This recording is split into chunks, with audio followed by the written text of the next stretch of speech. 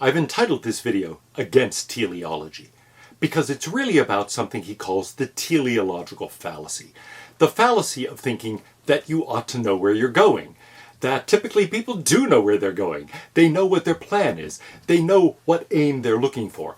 And that's what we ought to be doing. Moreover, we succeed by having a plan, knowing what our objective is, having a plan, gaining our objective. And sometimes that makes a great deal of sense. Let's say I'm thirsty and I want a drink of water. So I think I formulate the plan, get a drink of water. I look around and say, well, do I have any water at hand? And I say, yes. I go get my water bottle, and yay, I achieved my objective. So it's not an unreasonable thought. But when we move beyond getting a drink of water, or making some dinner, or doing something like that, to larger scale human actions, it can be highly misleading. Because although in the very short term, yes, much of what we do, if not all of it, is directed at some end, there might be larger scale things where it's not appropriate to think of it that way at all. That's not what people are doing, and it's not what they ought to be doing. So really there are two forms of the teleological fallacy, we might say.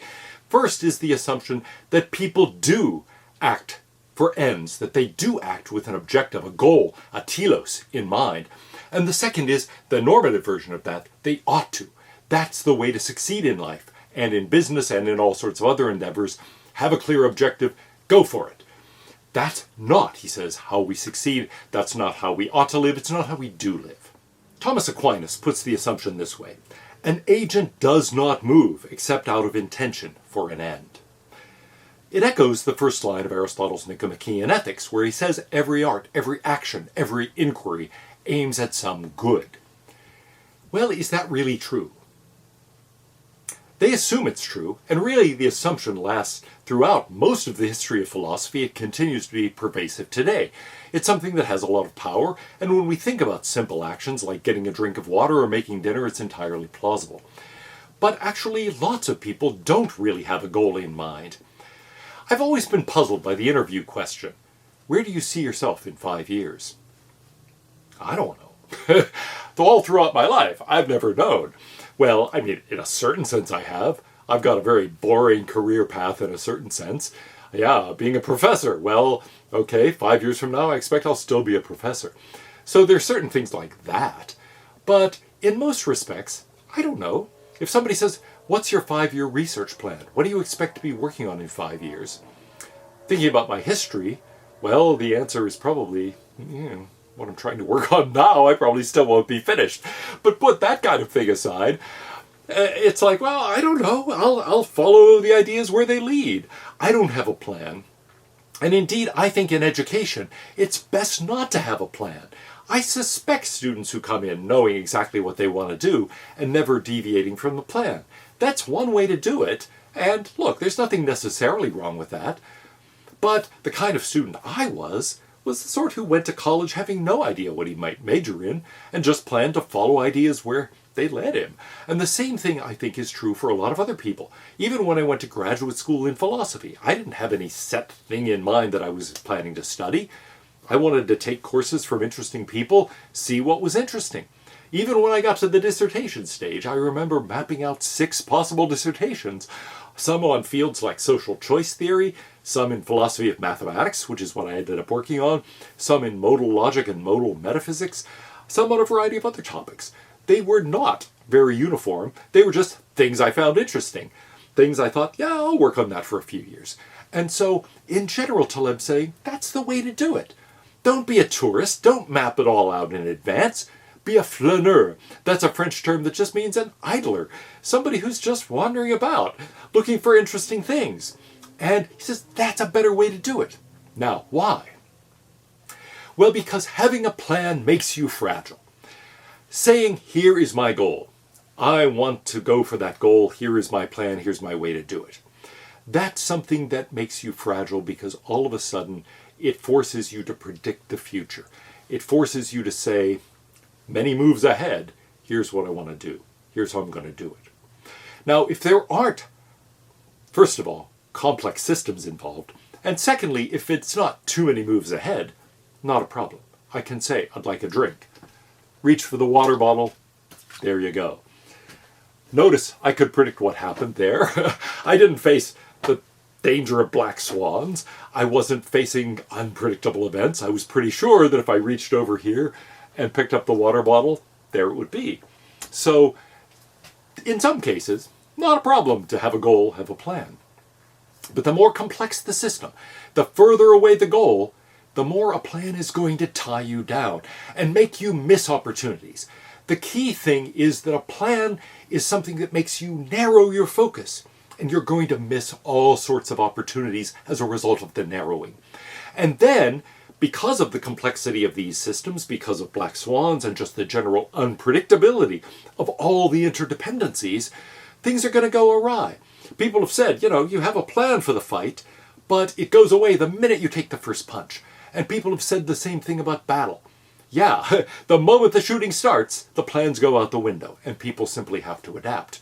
Well, I think that's true in much of life. You can have as complex a plan as you want, but then you get into the actual situation, and often things turn out to be complicated in ways you did not anticipate. So the plan makes you fragile. It makes you miss opportunities for growth. There are all sorts of situations around you where the upside is greater than the downside, and you're likely to be blind to them. So planning makes you blind. Having an objective, having an end, having a goal, a telos, is something that can make you blind to opportunity. He says, be an opportunist. Don't be somebody tied to a plan. Here I'll throw in a personal anecdote. There are people who like to take vacations where everything is mapped out for them. They like to be part of a tour group. I know some people, for example, who are planning, I don't know if this is still on, but we're planning anyway, to go to Prague next year. And they were going as part of a group. They were going to have a tour guide, get on buses, go around and see Prague and do various activities and so on. I can imagine nothing worse. Not than going to Prague. I'd love to go to Prague. But I don't want to go and be part of some group where every minute is mapped out for me. I want to go and say, okay, yeah, how long will I stay here? I don't know.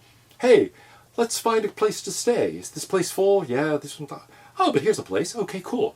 And then we stay there for a while. What do we want to do today? Hey, this looks interesting. Let's try that. Yeah, that was great. Let's do more of that. Or maybe that wasn't so great. Let's do something else. Anyway, I don't want a plan. I want to just wander around and do what's interesting. Now, I'm not saying have no plan at all. When I've done my favorite vacations, I've had a kind of plan. I've said, well, here's the general route I want to take through Scotland, or here's what I want to do to see various national parks. But then I go, I don't have any reservations, I don't have any set schedule. I just go and say, hey, this is cool. I really like being around Jedburgh. Let's stay an extra day. Or this place around Edinburgh is wonderful. Let's stay some more. Or, yeah, we were planning to go and tour the Lake District, but now we're out of time. Oh, well, next time. Anyway, adapt the plan to what's working well. And just do that as your spirit takes you. Now, the point is, that's not just a good plan for a vacation, for a certain kind of person anyway. It's a good plan for life. Don't map out your career. In fact, I'm reminded of the phrase from Alexander Solzhenitsyn that has played a role, maybe too great a role in my own life. Nothing is more boring than a man with a career. Why? Because a man with a career has a plan, has a goal, has a plan, is trying to get there. What a wasted time.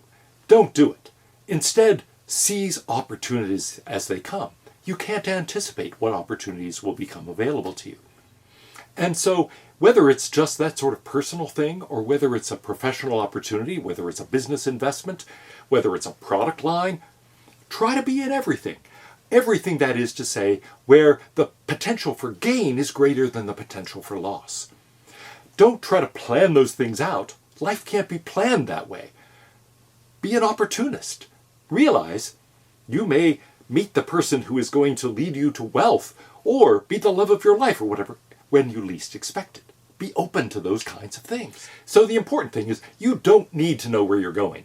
In fact, it's not always a good thing to know where you're going, because knowing where you're going is going to keep you on a certain path and not make you notice that some turns would be highly productive and present tremendous opportunities for you. So better to explore, but not really have a very clear idea of where you're going.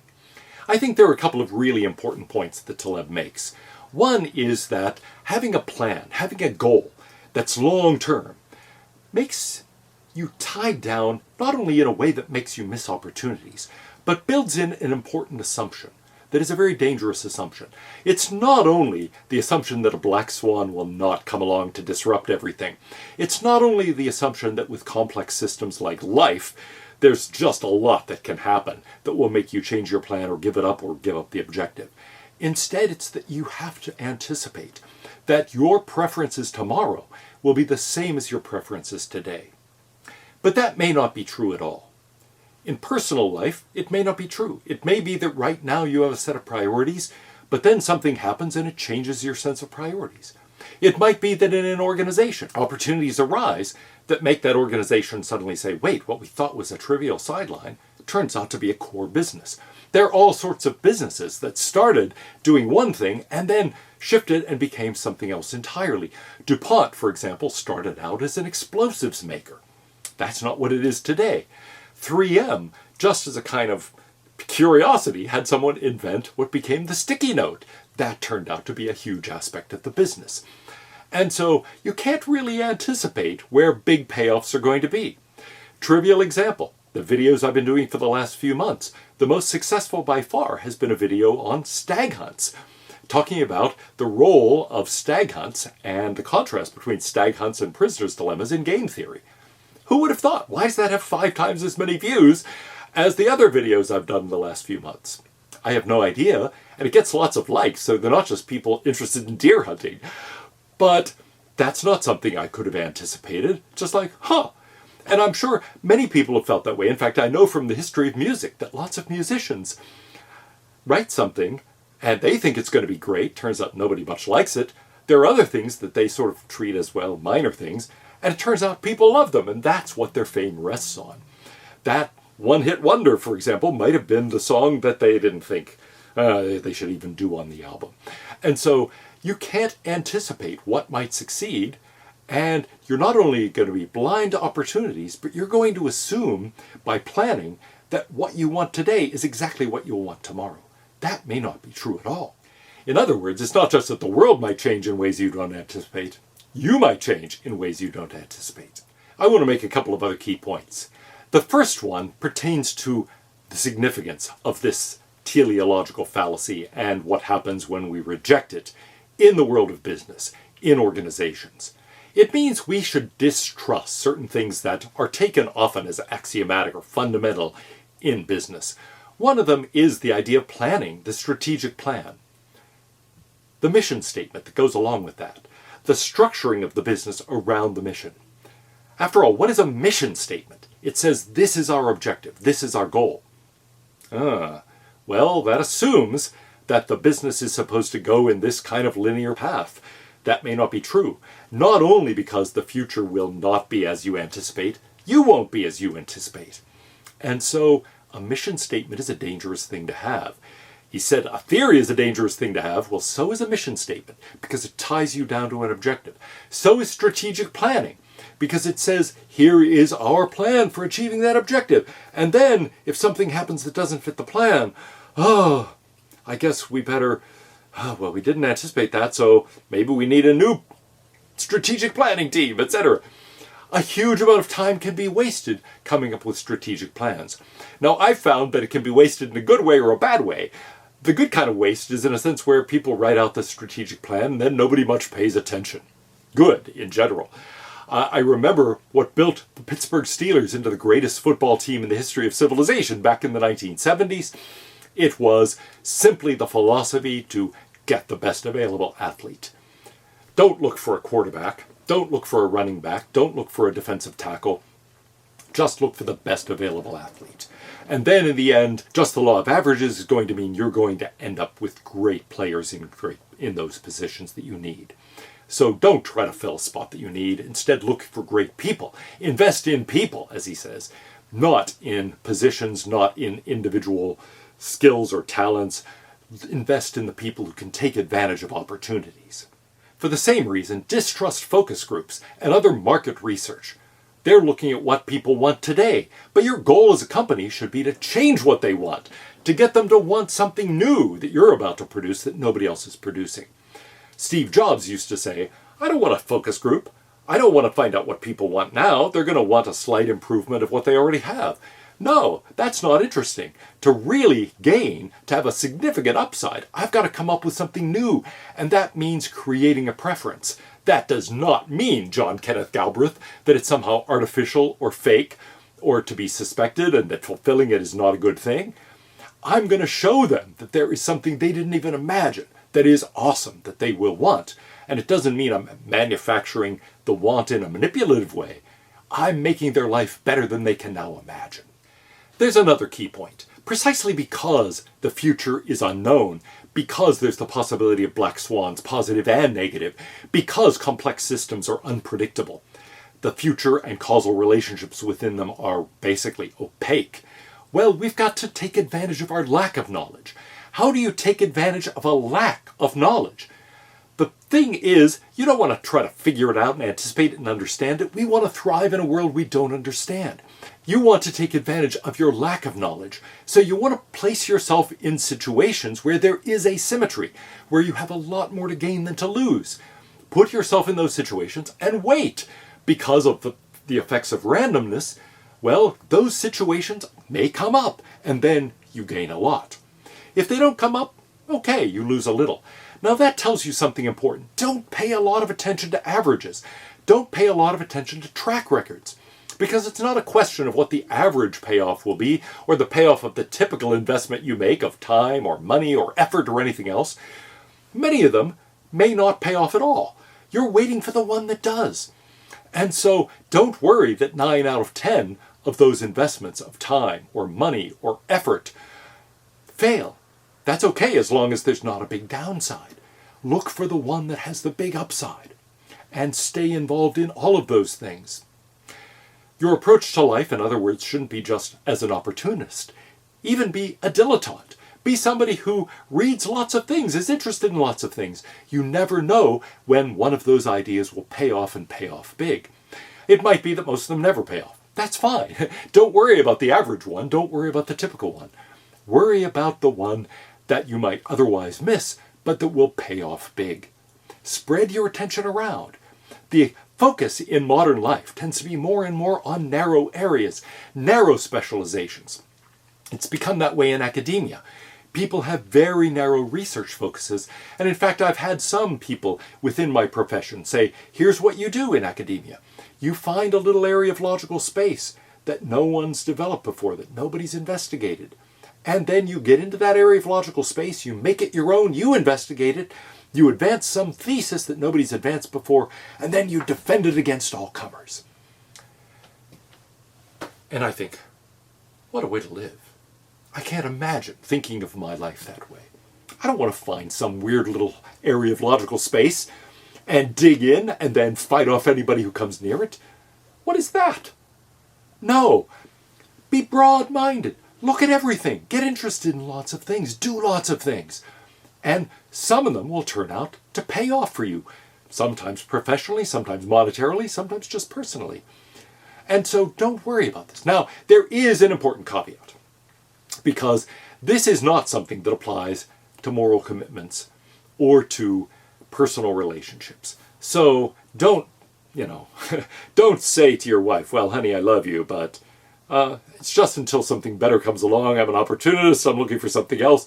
Don't be an Albert Camus who writes letters to 5 women all within the same few days, and it's all to different women, and none of them are his wife. Don't be like that. I mean, the claim is not, hey, just be ready for anything, make no commitments, don't tie yourself down, because that will make personal relationships, love, moral commitments impossible. No, don't ignore contracts, don't ignore personal relationships, and so forth. But in the rest of life, where you're not necessarily tied down that way, don't tie yourself down that way. Don't tie yourself to a commitment to a specific goal or a specific plan for attaining it.